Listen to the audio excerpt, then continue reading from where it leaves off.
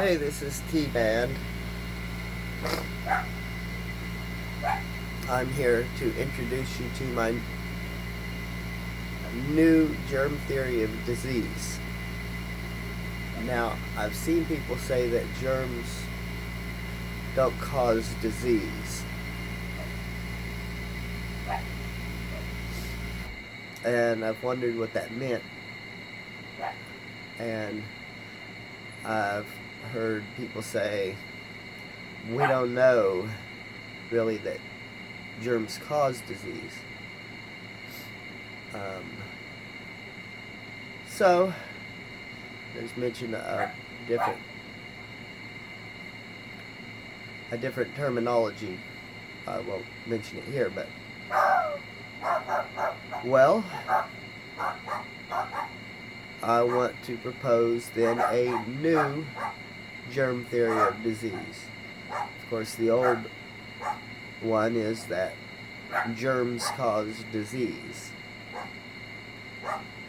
But the new germ theory of disease is that helpful germs grow where they are needed most.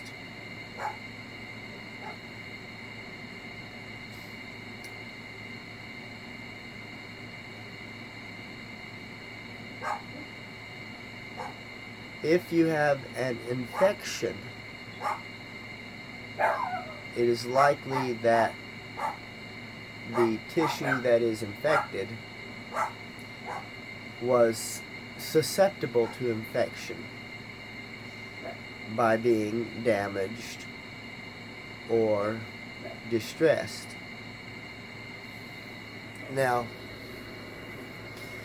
that admits right there that there is or has been something wrong with the tissue before the infection occurred.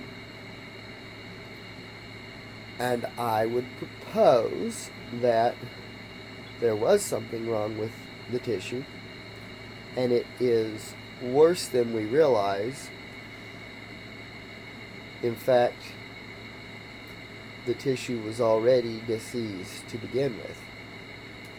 Now, when you think about infection, what is it? It's the presence of germs in a certain region. The germs are growing, multiplying, and developing in a certain region.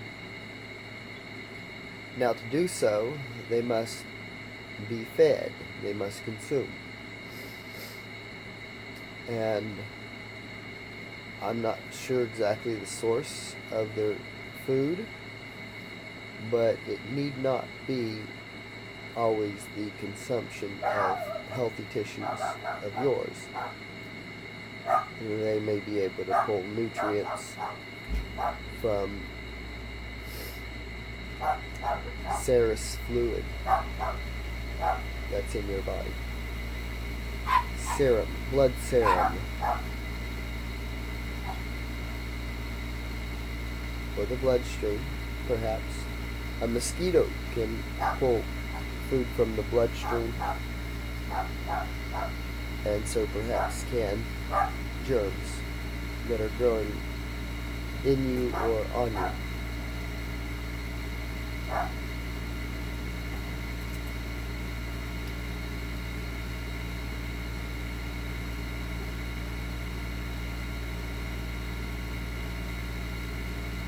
But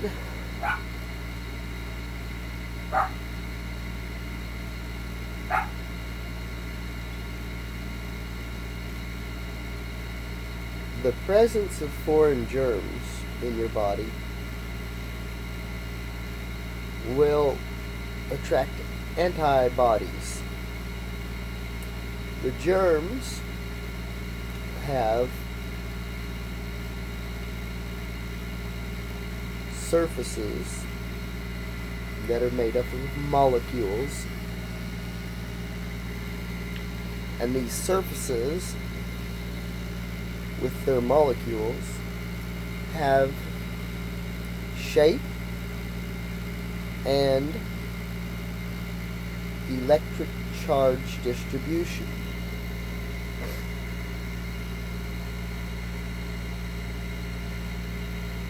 Positive and negative regions on the surface. The germs surface positive, negative regions, and arrangement and distribution is foreign to your body. And there are cells in your body that produce receptors randomly for all types of random possibilities of surface shape and distribution, charge distribution. Again, that's surface shape and charge distribution. Now, these antibodies are on antibody cells, including B cells and T cells. B cells have larger receptors capable of sensing a larger area than T cells with their receptors.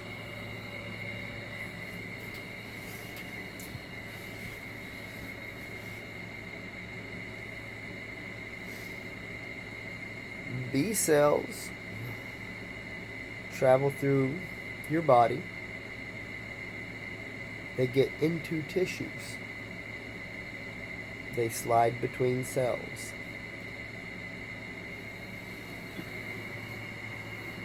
In 3 dimensions, in space, inside your body, inside the tissues of your body.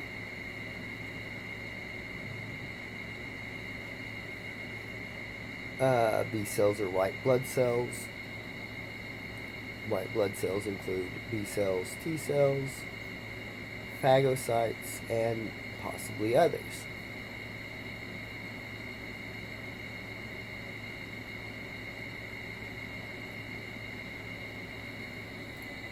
Now,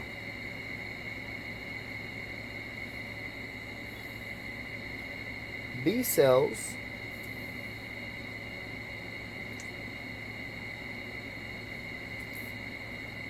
are raised in special locations in the body. They're grown and brought up in special locations in the body. And as young B cells with new random sensors, and by the way, one B cell will have a particular sensor based on its DNA,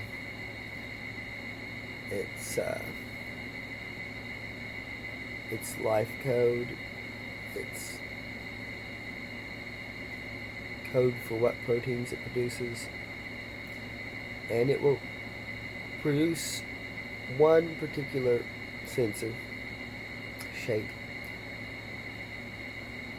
as an antibody and send it to the cell surface with other like antibodies, all copies, to hang out on the cell surface. Now, these antibodies can leave the cell surface and go floating through your body as very small molecules. Very small, perhaps protein molecules.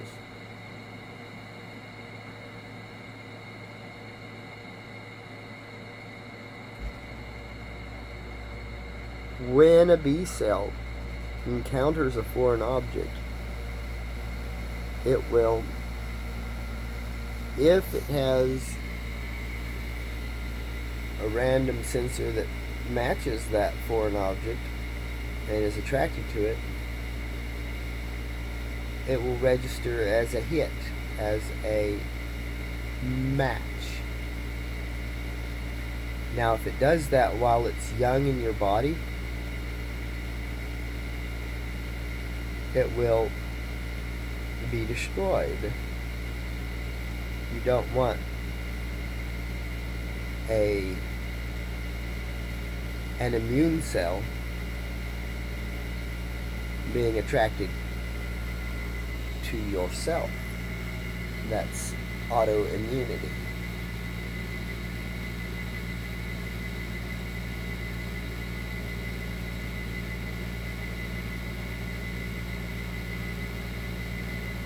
So while it's young, in the place it's being developed, it is presented with everything in your body that is you. And if it is attracted to any of that, that registers and the cell is destroyed, and the building blocks of the cell are reused for other cells as food. Your body recycles everything.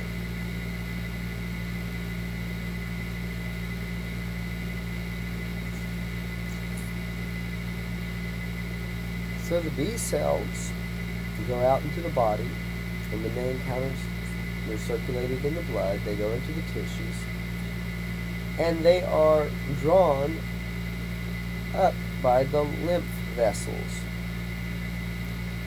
If you think of the bloodstream and the blood vessels as being a continuous loop from the heart through the arteries, through the arterioles, through the capillaries, out into the tissues, back into the capillaries, a little further down, into the venules, and into the veins, and back to the heart. And thus a continuous cycle of circulation. From the heart into the lungs and back to the heart. The lungs, they pick up oxygen and release carbon dioxide. Air you breathe, a small fraction of that is oxygen. A large portion is nitrogen. Oxygen is O2, nitrogen is N2. According to their chemical formulas. Now, the lymph system is different from the circulatory system of the blood vessels. It's like if you were to imagine the roots of a tree. A tree has large trunk, large roots, and then very tiny roots that branch away from those larger roots.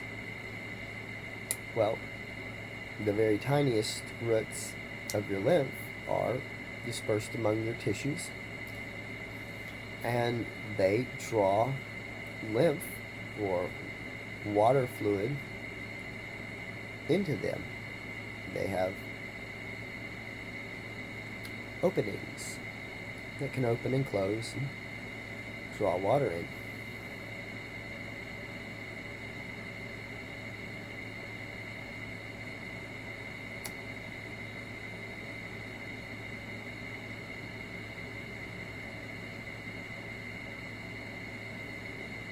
So, white blood cells tend to go out into the tissues and then be brought up by the lymph vessels, run through the lymph channels, back to the heart, actually back to the vein entering the heart, and then into the heart from there. The lymph is dumped, basically, into the bloodstream just before the heart. be recirculated.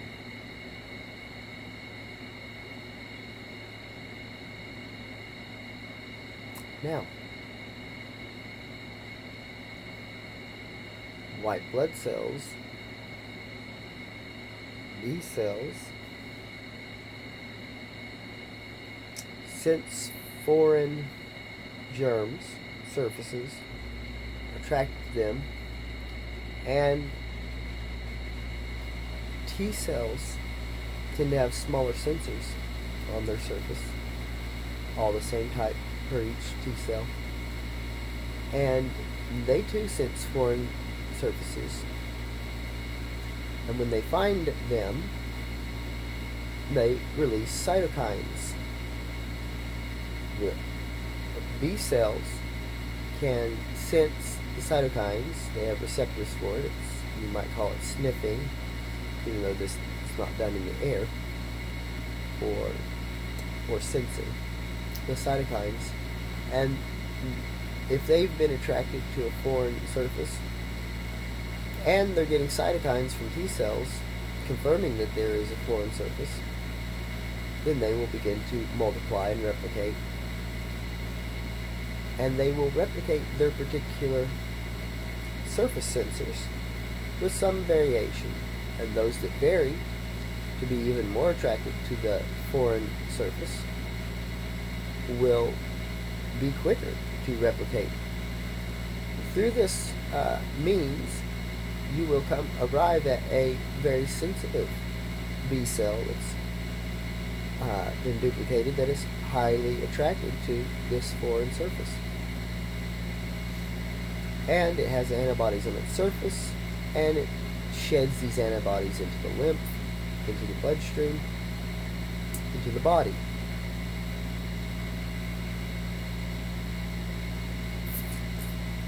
Now, the presence of white blood cells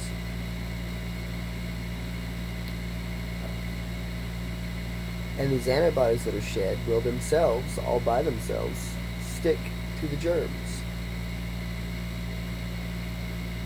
The antibodies all have tail ends that are not the sensors, but are tail ends that phagocytes, large white blood cells, are attracted to. They have surface sensors that are attracted to the tail ends of antibodies. And so with all these germs attracting all these antibodies and attracting, there will be an attraction of all these phagocytes and other white blood cells. The presence of white blood cells in tissues will bring swelling. Swollen tissues will press on nerves in the tissues and cause some pain and discomfort. But it is the presence of healing species that are causing discomfort. Healing species or healing bodies. And there will be repair of the tissue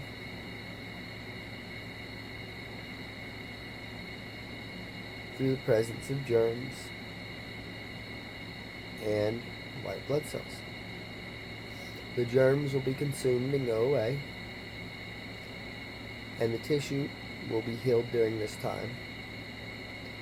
So,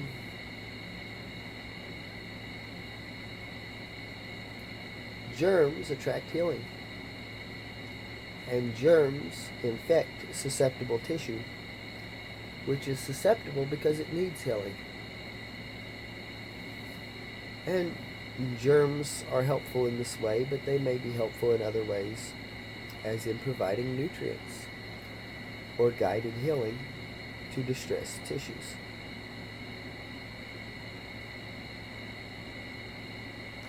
Helpful germs grow where they are needed most.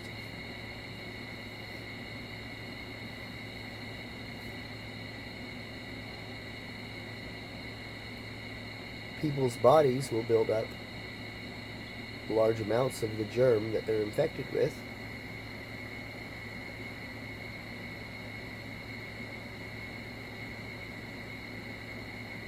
They will build up large reserves of antibodies to these germs. And anytime the tissue is distressed, an infection will arise again, and healing will occur again. Antibodies will knock out an infection, but they will interrupt antibiotics will knock out an infection. They will kill or hinder or limit the germs, especially the bacteria germs, but they will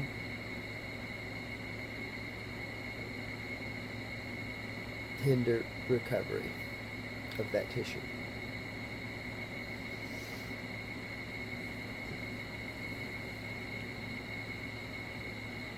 And that's the new germ theory of disease. Helpful germs grow where they are needed most. Germs will remain in the body, and they will be shed by the body to the outside environment. If other people have distressed tissues as well, particularly if a community is living in an environment that is causing distress to the tissues, these germs will be shared in that community to provide assistance with coping with the harm